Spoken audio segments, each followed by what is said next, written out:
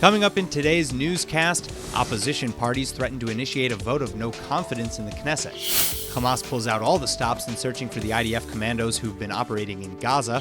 And recently published evidence may explain what truly happened to the cities of Sodom and Gomorrah.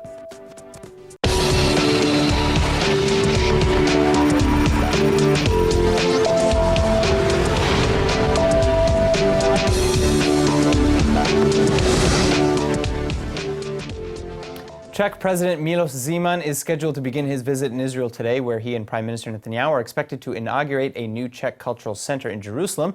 It's additionally thought that Zeman will repeat his vow to move the Czech embassy to Jerusalem as soon as possible while addressing the Knesset tomorrow, though the move isn't entirely up to him. But the biggest news now centers around reports that the opposition parties in government plan to hold a vote of no confidence against the coalition during Zeman's visit, despite promising not to just last week. The vote, organized by the Meretz party, was originally postponed when the coalition ensured its majority, as well as to not interfere with President Zeman's visit. But then, after Knesset Speaker Yuli Edelstein canceled an anti-settlement conference called Hebron First, scheduled for Monday, opposition parties threatened again to instigate the vote. Edelstein is accusing the opposition of, quote, choosing to break agreements and cause a diplomatic embarrassment, end quote, adding that the updated schedule will not be changed. Reports show that the opposition has been aggressively trying to seize on the coalition's moment of weakness since at least last week, however, as former Prime Minister Ehud Barak met with opposition party leaders Tzipi Livni and former Defense Minister Ya'alon last Thursday to supposedly discuss a united move on the government. Still, it's unclear how successful a move like this would be after last week's first attempt, and as of yet, the vote of no confidence is still just a threat and not a scheduled reality. Joining me now again with more on the coalition's troubles is Davidi Hermlin, the president of the International Center for Public Diplomacy in Israel. Davidi, thank you so much for coming back in today. You're welcome. All right, so first of all, again, while the vote of no confidence has not been officially instated for tomorrow, it's been threatened, and that's during Zeman's visit to the Knesset, or at least around that same time. Are they taking advantage of his visit to embarrass the coalition, or are they maybe taking advantage of that timing so that maybe they have a majority in the Knesset? Go ahead. I think that it's about time that the opposition will understand that they should not be opposition to Israel, but opposition to the government. And in certain times recently, the Israeli opposition from the left side tried to criticize or to be an obstacle to the policy of Israel as a state and not to the government within the legitimate traditionally political game. And I think that there are some unwritten rules in the Israeli parliamentary life. One of them is that you don't vote against the coalition or against the prime minister while he is abroad, and you don't play political games while you host foreign leaders in Israel. So I think that the opposition should be loyal opposition, as the late Prime Minister Menachem Begin said. And loyal opposition will not vote and will not take advantages against the government while harming the political process of the entire political system of Israel as a whole. Okay, so again, kind of more along these same lines then. You know, how is a vote of no confidence any different, say, than the coalition breaking down on its own, in a sense? Because, you know, you have Bughi Ya'alon, the former defense minister, who's saying that, especially with respect to Lieberman's resignation, the politically motivated resignation, he said, you know, that's the biggest threat to the government than a vote of no confidence or to, you know, maybe an election. So, first of all, you cannot really change the identity of the prime minister. Okay, even if they will have a majority, you must have a very big majority to change the identity of the prime minister. Mm-hmm. So this is the kind of declaration, and this kind of declaration is just cannot be done while foreign leader is visiting in Israel. It's not respectful. And they play like, sorry for saying so, like in a kindergarten to show, oh, I'm right, I'm bigger, I'm stronger. But it's not appropriate. They harm Israel as a country, as a state, and they don't really harm the prime minister. Okay, now, in similar news, the president of Chad is also here in Israel now. This is the first visit from Chad since Israel was founded in 1948. It's a major step up in relations with Muslim countries in Africa, and in general, really, with foreign relations. What are your initial imprints on this visit and what it means for Israel?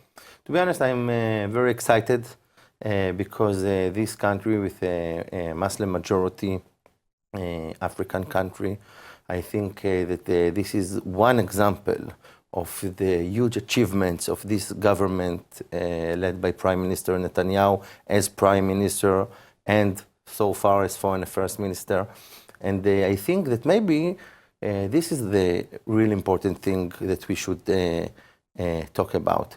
Because instead to demonstrate the criticism against this prime minister, maybe it's about time that this opposition will admit that this prime minister, Benjamin Netanyahu, is an excellent prime minister, one of the biggest and best leaders around the entire world.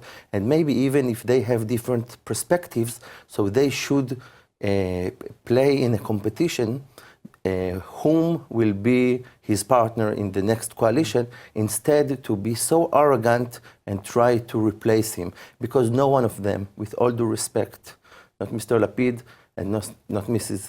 Livni, they are not in his level of leadership.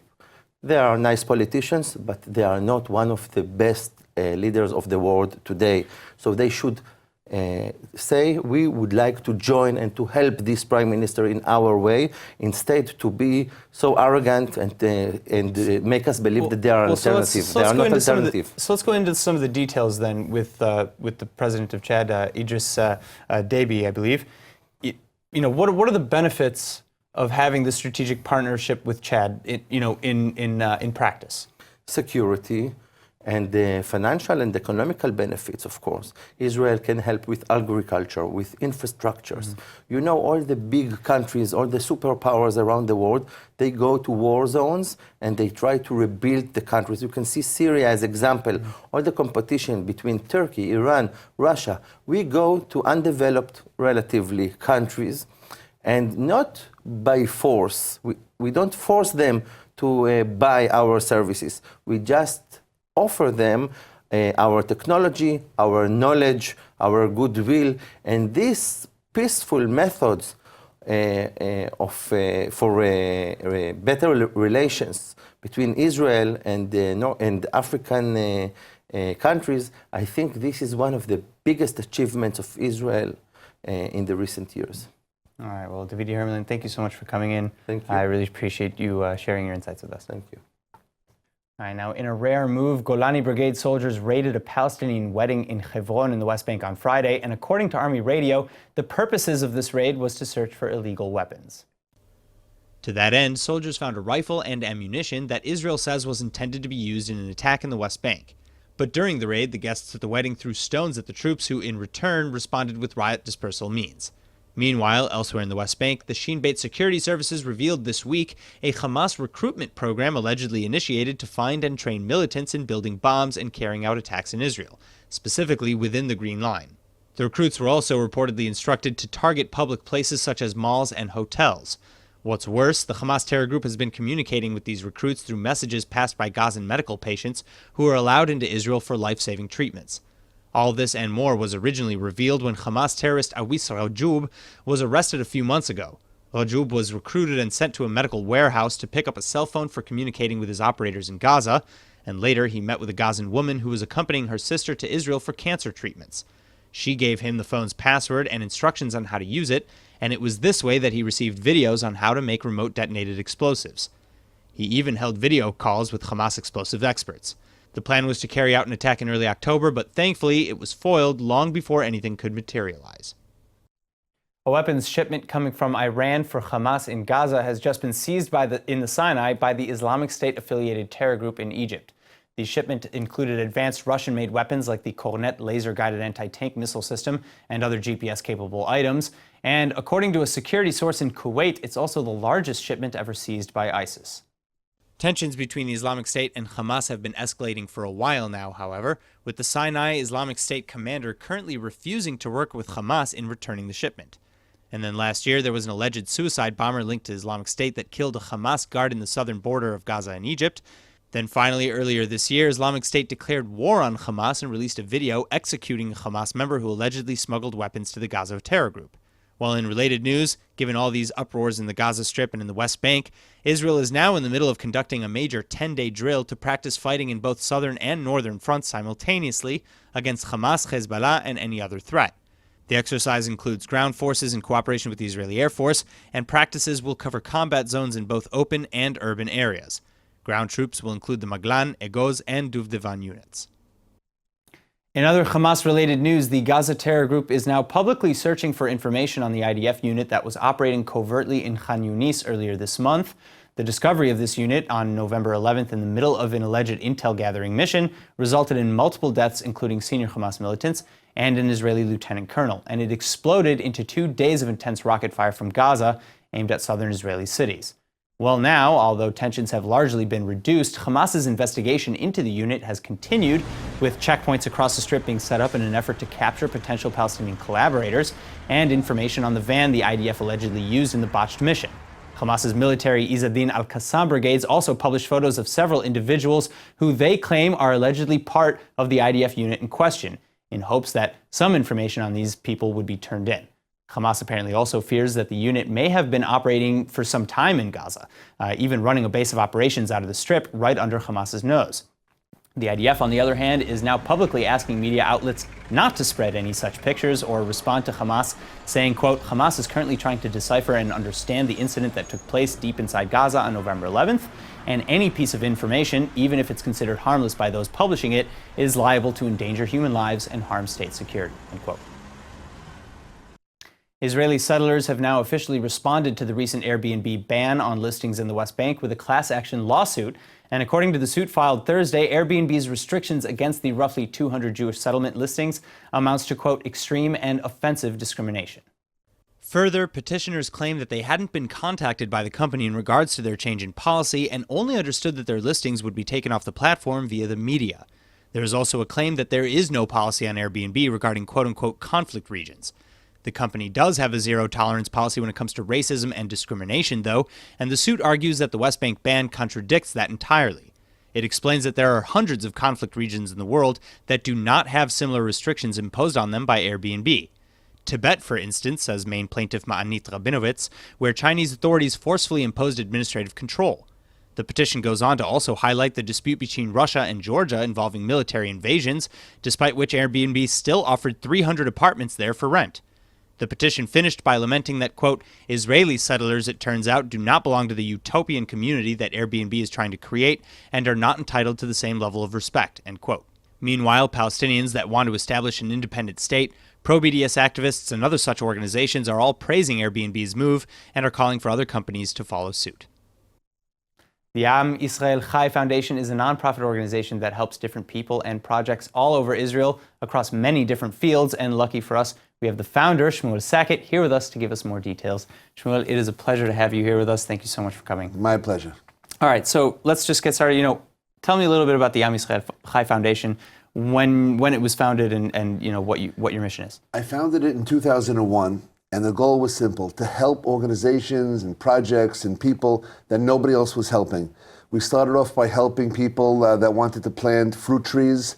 And what started out as a small thing, today we've planted over 300,000 brand new fruit trees across Israel. Wow. And right now we're really focused on the Gaza border. I'm talking about the Jewish farmers that for the last year have been hit with terrible terror.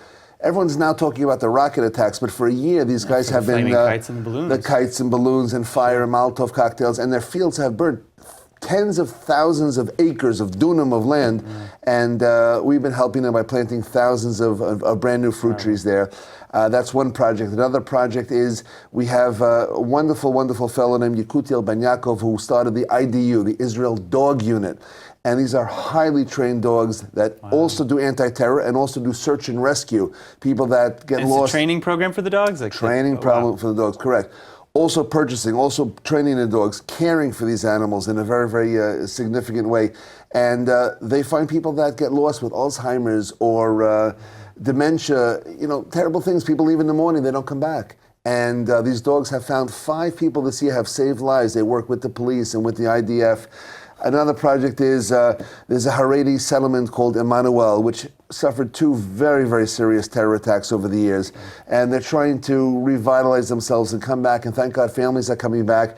They needed a center for special needs children. We helped get them off the ground with $70,000 just this year. So it's a foundation that's really helping where others have not.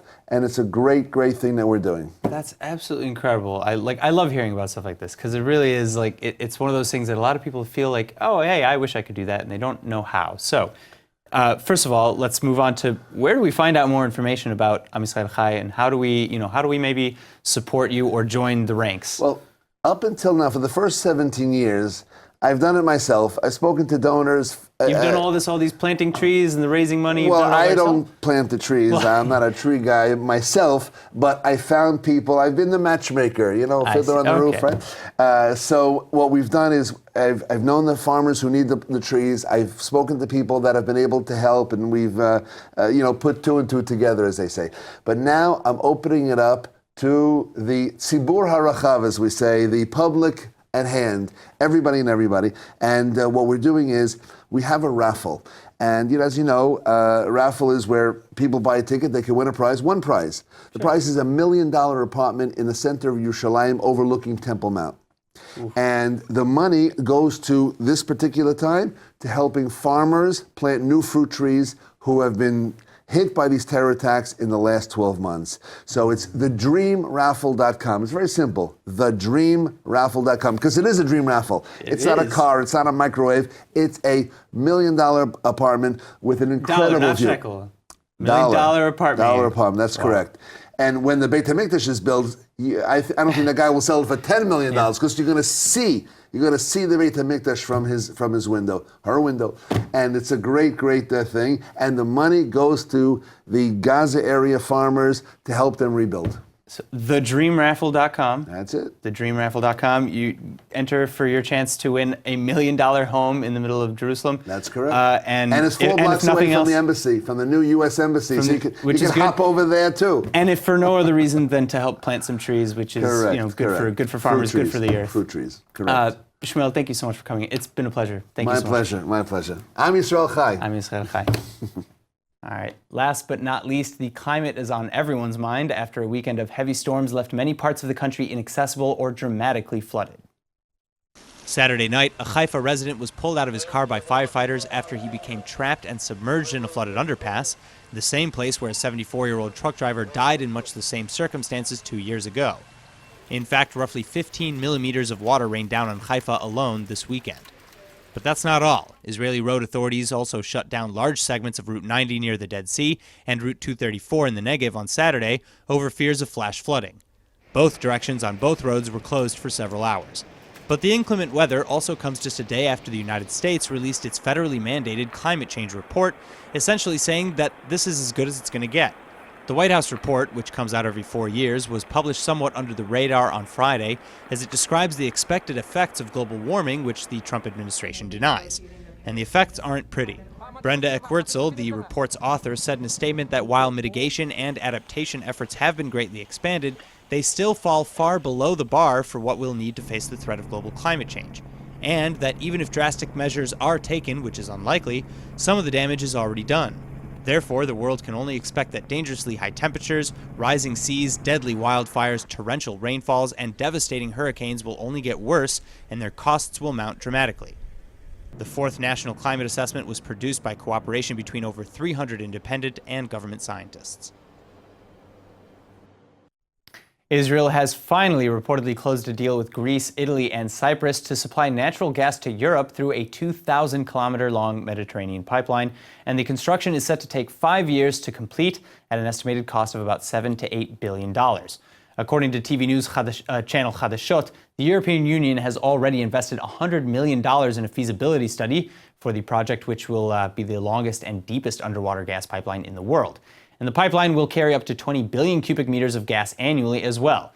Israel has limited natural resources, but over the last few years discovered major gas fields off the coast, and now Israel is building the infrastructure needed to access the gas.